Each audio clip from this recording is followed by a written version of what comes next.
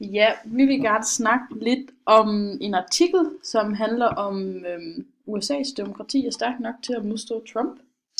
Og så er det ham her, Fukuyama, som har udtalt sig lidt om det, og han siger, at Fukuyamas grundlæggende teori er, at et liberalistisk samfund med parlamentisk demokrati er det mest tilfredsstillende samfund for mennesker at leve i. Han siger så, at historien er en evolutionær lineær proces, så alle i bund og grund kommer til at blive, liberalister før eller siden. Ja, og så kommer vi lige videre. Han kommer videre. Det tror jeg. Yes. Og så vil jeg bare lige komme ind på nogle af de grundtanker, der er i artiklen. Artiklen kredser om problemstillingen, at Trump er ved at overtage al magten i USA, hvor checks and balance er en måde, hvor man kan sikre, at al magten ikke ender ved en person. Så det er altså det amerikanske svar på magtens tredeling, som man kan se på billedet der. Og Daron Acemoglu, som er en økonom, mener så, at det amerikanske checks and balance system ikke er så stærkt, som amerikanerne går og tror. Og et eksempel på det er kongressen. Kongressen blev helt kontrolleret af Trumps parti og afhænger derfor af hans meninger. Samtidig tilføjer Acemoglu, at Trump også er ved at overtage medierne. Og medierne er også sådan, lidt som samfundets vagthund i USA. Og i og med, at han kalder nyheder for fake news.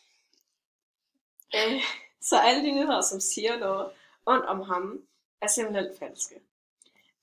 Og alt i alt siger han, at USA måske vil blive autoritært skindemokrati.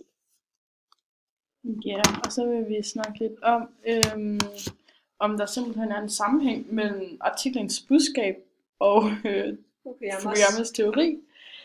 Holder den altså vand hans budskab? Og så har vi sagt, nej, det gør den ikke. Fordi Fukuyama, han mener altså, at verden til sidst vil blive et liberalistisk samfund. Men den her artiklens budskab er netop, at det her checks and balance system, som sikrer, at alle magt ikke ender ved en, er gået i stykker. Eller måske går i stå. Og så USA, det er det mest magtfulde land i verden, og det er liberalisternes fædreland. Så hvis det lands system er ved, demokrati er ved at gå i stå, så passer hans teori altså ikke, fordi det går den modsatte vej, og det er ikke en lineær evolutionær proces, men der er tilbagegang, og det er der ikke en lineær. Okay, videre.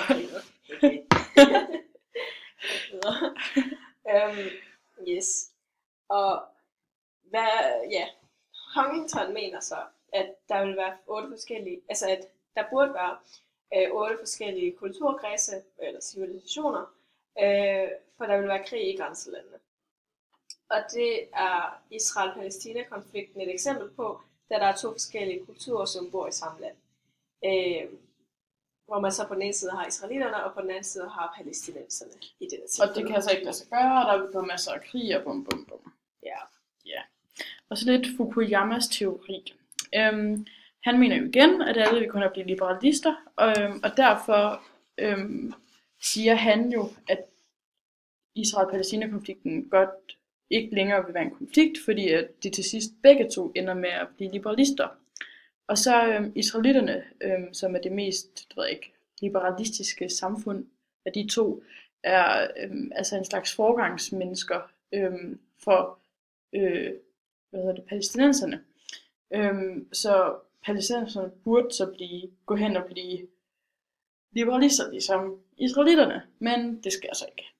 Ja, det var det. Hej.